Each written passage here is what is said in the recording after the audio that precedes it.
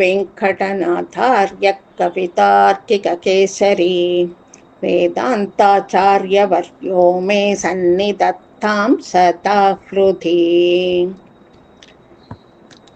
शुक्लाम्बरधरं विष्णुं शशिवर्णं चतुर्भुजं प्रसन्नवदनं ध्यायेत् सर्वविघ्नोपशान्तये. இது நம்ம இப்போ ஸ்ரீ விஸ்வக்சேனரை பற்றி தெரிஞ்சுக்கலாம். அதுக்கு தான் முதல்ல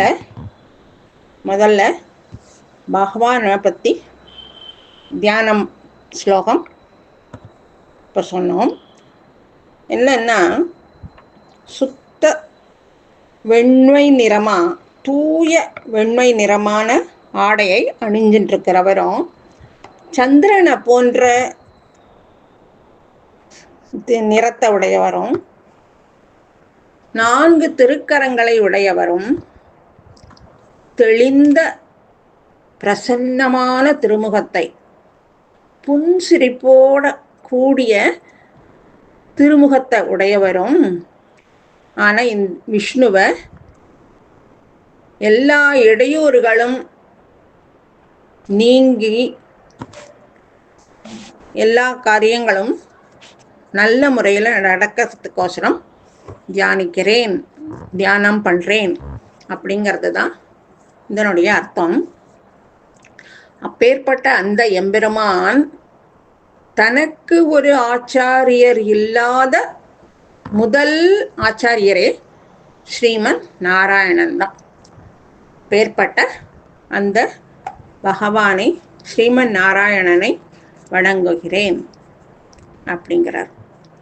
அடுத்தது, யஸ்யத் விரதவக்த்ராத்யா பாரிஷத்யா பரஷதம் விக்னம் நிக்னந்தி சததம் விஸ்வக்சேனம் தமாஸ்ரயே அப்படின்னு அடுத்தது விஸ்வக்சேனரை தியானம் பண்ணோம்.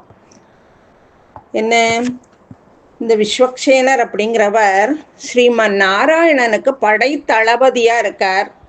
அதாவது சேனை முதலியாரா சேனாதிபதியாக இருக்கார். இவர் பெருமாள் பரமபதத்தில் அவர் கூடியே இருக்கிறவர் விஸ்வக்சேனர்.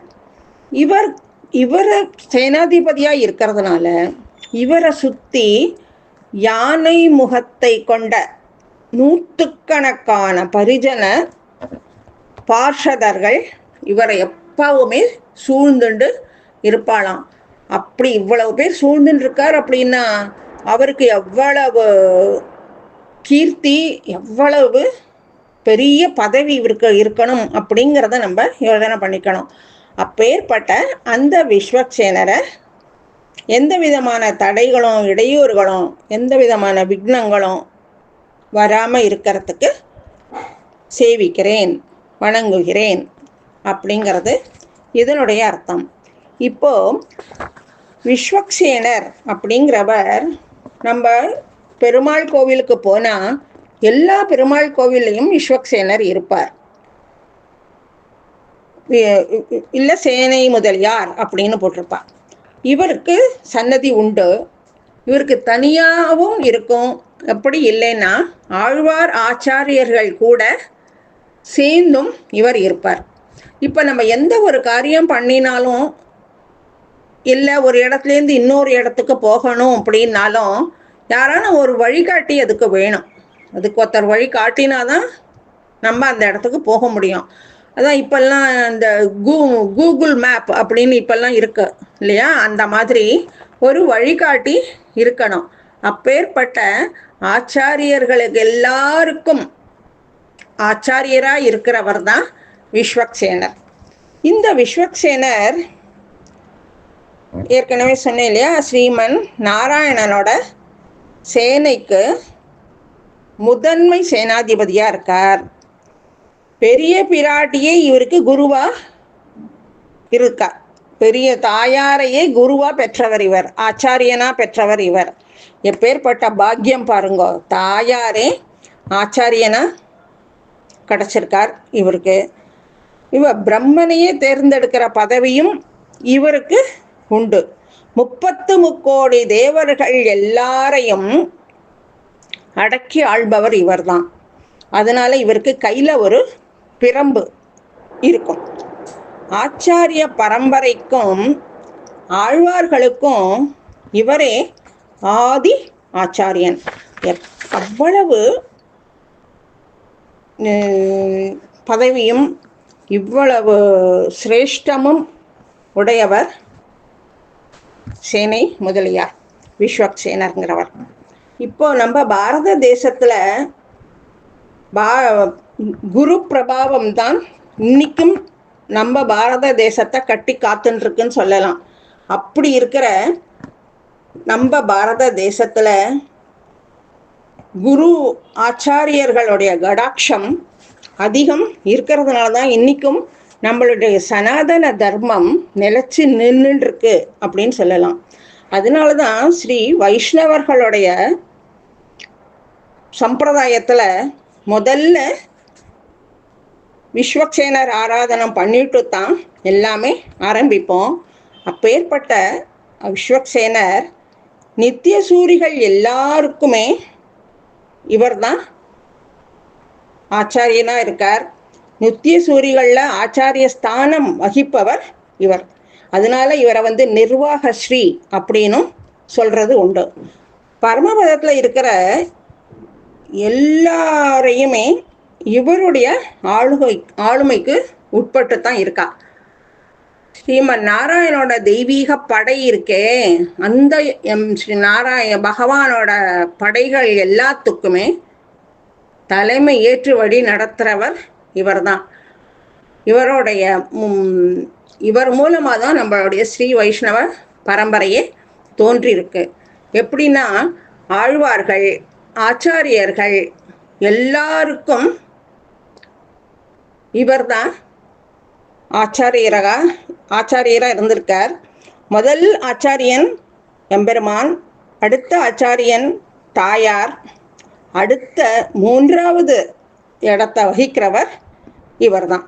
இப்பேற்பட்ட இவர் ஸ்ரீ வைஷ்ணவ சம்பிரதாயத்தில் ஆச்சாரிய பக்தியோடு இருக்கிற ஒவ்வொருத்தருக்கும் இவர் ஆச்சாரியராக இருக்கார். வைஷ்ணவ சம்பிரதாயத்தில் ஆச்சாரிய ஸ்மரணை இருக்கிற மாதிரி வேற எங்கேயுமே ஆச்சாரிய ஸ்மரணை இருக்கு அப்படிங்கிறது சொல்ல முடியாது. அப்பேற்பட்ட இந்த ஸ்ரீ வைஷ்ணவ சம்பிரதாயத்தில் ஆச்சாரிய பக்தி அதிகம் பெரும். இப்படி இந்த சேனை முதலியாரோட வைபவத்தை நம்ம மேற்கொண்டும் பார்க்கலாம். இவர் நித்திய சூரிகளில் ஒருத்தர். நித்திய சூரி அப்படின்னா அனந்தன், கருடன், விஸ்வக்சேனர், இவா எல்லாருமே நித்திய சூரிகள். நித்திய சூரிகள் அப்படின்னா அவளுக்கு ஒரு கர்ப்பவாசம் கிடையாது. ஒரு தாயார் வயத்தில் கர்ப்பவாசம் இருந்தோம் அப்படிங்கிறது அவளுக்கு கிடையாது. கர்ப்பவாசம் இல்லாதவர்கள் அவள்லாம். அப்படி இருக்கிற அதில் விஸ்வக்சேனரும் ஒருத்தர். இந்த திருமகள் கேள்வனா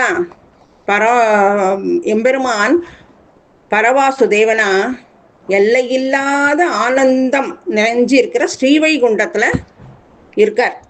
அந்த பகவான் இந்த நித்திய சூரிகள் நிரந்தரமாக கைங்கரியம் பண்ணிண்டு இவளோட கைங்கரியத்தை ஏத்துண்டு இருக்கார். நித்தியர்கள் அப்படின்னா அவள்லாம் அனாதியாகவே இயற்கையாகவே எந்த தடங்களும் அவளுக்கெல்லாம் கிடையவே கிடையாது.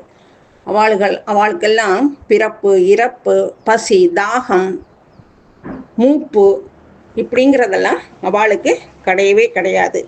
நித்தியம், நித்திய அப்படின்னா முடிவு இல்லாதவர் அப்படின்னு அர்த்தம். சாஸ்வதமாக இருக்கிற, நித்தியமாக இருக்கவா அப்படின்னு அர்த்தம். சூரி அப்படின்னா எல்லா ஞானமும் பொருந்தி இருக்கிறவா அவா அப்படின்னு அர்த்தம். இப்படிப்பட்ட சக்தி வாய்ந்தவர்கள்லாம் நித்திய சூரிகள் அப்படின்னு இருக்கிறவா. இந்த ஸ்ரீ விஸ்வக்சேனர் ஐப்பசி மாதம் பூராட நட்சத்திரத்தில் அவதாரம் பண்ணியிருக்கார். இப்பேற்பட்ட இந்த விஸ்வக்சேனரை நம்ம எப்பவும் தியானம் பண்ணிட்டு இருந்தோம் அப்படின்னா நமக்கு எந்த விக்னமும் இல்லாமல் எந்த காரியத்தை பண்ணினாலும் தடங்கள் இல்லாமல் அவர் எல்லாத்தையும் நடத்தி கொடுப்பார். அதனால நம்ம எப்பவுமே விஸ்வக்சேனரை நினச்சிக்கிண்டு எந்த காரியத்தையும் முதல்ல ஆரம்பிக்கணும். சில பேர் விஸ்வக்சேனர் அப்படின்னா விக்னேஸ்வர்னு நினச்சோன்ட்டா, அப்படி கிடையாது. விஸ்வக்சேனர் அப்படிங்கிறவர் நித்திய சூரி, பகவான் ஸ்ரீமன் நாராயணனோட பரமபதத்தில் நித்தியமாக இருக்கிறவர்னு அர்த்தம். அதனால நம்மளும் விஸ்வக்சேனரை ஐப்பசி மாதம் பூராட நட்சத்திரத்தன்னைக்கு அவரை ஸ்மரிச்சுண்டு நாமும் எல்லா தடங்களும் விக்னங்களும் போய் மன சந்தோஷத்தோடு இருக்கலாம். கவிதார்க்கிக சிம்ஹாய கல்யாண குணசாலினே ஸ்ரீமதே வெங்கடேசாய வேதாந்த குரவே நமஹ.